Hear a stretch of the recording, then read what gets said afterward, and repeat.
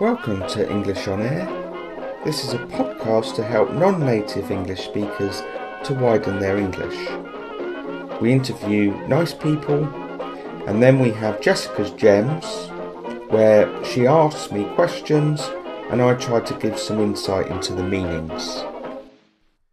Early in 2021, I was lucky enough to interview my niece, Carly Tancredi, who has an interesting story to tell. And this is the second part. You were in quite an interesting field when you were back living in England. And I remember going to see you in shows. And I remember going to see you in Romeo and Juliet in the West End. So, and then you played an understudy of Juliet. Unfortunately, I didn't go, but I know my mum went to see you and another, some of the family. Yeah. So it was, you were kind of doing well. I mean, you were on the cusp, I would say. I got into the West End, and that was that was what I wanted, to get into the West End. That's what I was aiming for, and I managed to fulfil that dream. I did it. Even if it was once, I did it. That was always my passion, as you know, from a child. And I went for that more than actually going off to university. Yeah, well, you went to Royal Theatre School, so you had training, didn't you? You had quality training. Theatre training, very good quality training, yeah. So at that time, when it all looked like you were on the cusp of having some kind of West End career, then you went to the Disney boat. Is that how it went? That's what happened. I did Romeo and Juliet, and then got a job on the cruise, on the Disney cruise. Now, I think if I could turn back the clock, I wouldn't have gone on that cruise. If I had someone advising me actually to say, think about this. I think at the time it felt like a dream, because thinking, Disney, Caribbean, I was a lead singer on the cruise. And I just thought, this is a dream. I have to do it. I thought, what an experience, But deep down, when I look back now, it probably would have been better. I would have been better off to say, you don't know these things. Life goes how it goes. I do wonder, though, if I stayed in the West End unit, because it's like that. Once you're in a show, you generally show hop. Because these are turning points. Yeah. Like, everyone has turning points in their life. And we've just spoke about the turning point when you moved to Italy. Yeah. But also the turning point when you decided to go on the Disney ship instead of staying in the West End, like to, show hop, as you just said. Yeah. That was also a really important turning point. And I had a chat with you at that time. It's another chat that we had. Yeah. And I think if, I remember rightly, I said to you, well, because you already had the contract for the Disney ship, or it was there. The contract was there waiting to sign. Yeah. And you had sort of doubts about what the best thing to do, what it would be. And I remember at the time, because obviously with life as well, you have to think about money as well. You've got to sort of pay the bills, pay the rent, etc. And it was a case of staying in the West End but not having a contract, or going for something that you've got the contract there, you're going to earn decent money. And I remember saying to you, well, at the end of the day, they haven't given you a contract yet for the West End. If you had another contract to sign and continue, so you didn't know I said, at least you got something there on the table. I don't know if that was good advice or not. I mean, it sounds good, but I don't know if it was. Because it was definitely, obviously it would have taken you in a different direction if you'd have stayed. But that was my advice at the time. And I don't know if I could give that same advice now. I mean, you can't sometimes turn back the clocks. But, I mean, I had an amazing experience travel-wise and everything that I did there.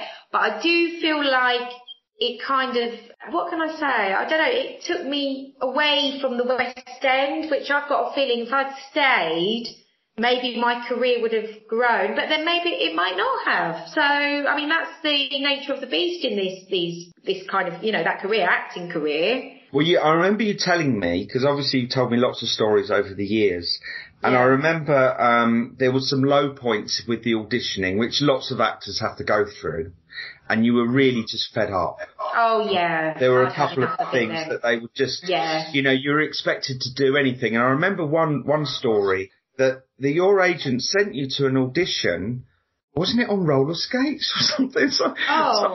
It may have been roller skates or a you remember that? It was, I mean, I am not a dancer. I'm a singer, actress, really, and I always struggled with the dancing because you have to, if you do dancing, you've got to really go and do a dancing course to get to that level of shows. And I was never really a dancer. I was a more singer, actress, you know, for musicals. And they did literally send me off to an audition for Starlight Express. And I mean, the dancers there were amazing, and I was just thrown into it, and I couldn't pick up a routine that quick, you know. They just showed me, and I did feel really, really silly, and I just thought, this is not for me. You know, when you come, I thought, I feel really silly here. This is not for me.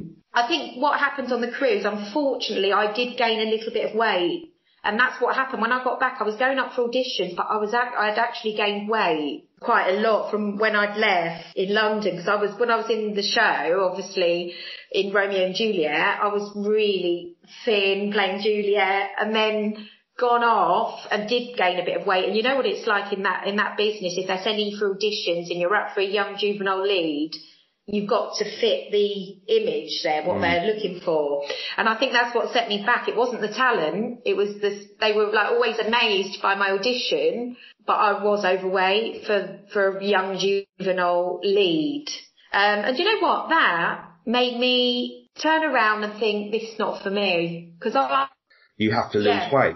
And you didn't feel natural about that either. No, because I'm somebody, that's why I think I fit in quite well here. I'm quite passionate for eating and cooking, and that is part of the Italian culture that I really fit into.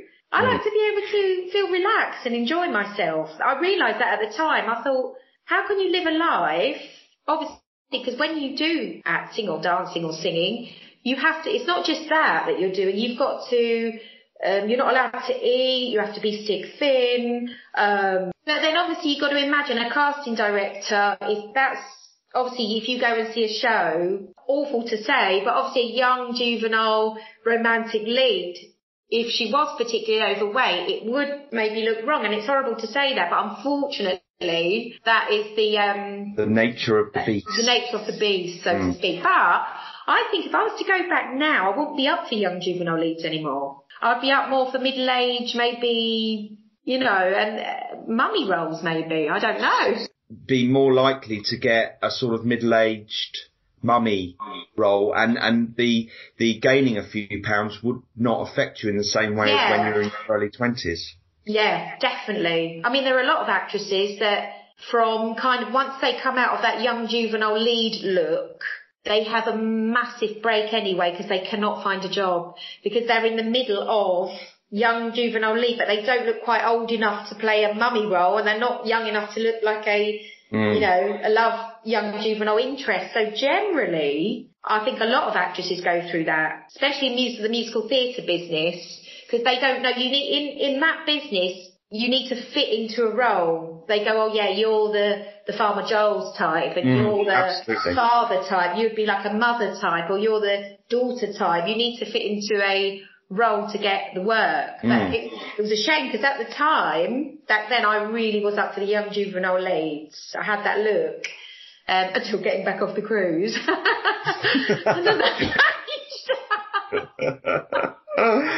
Okay. Another funny story. Go on. I'd already got a job in pantomime to play the Little Mermaid before I left for the cruise. You did have a job.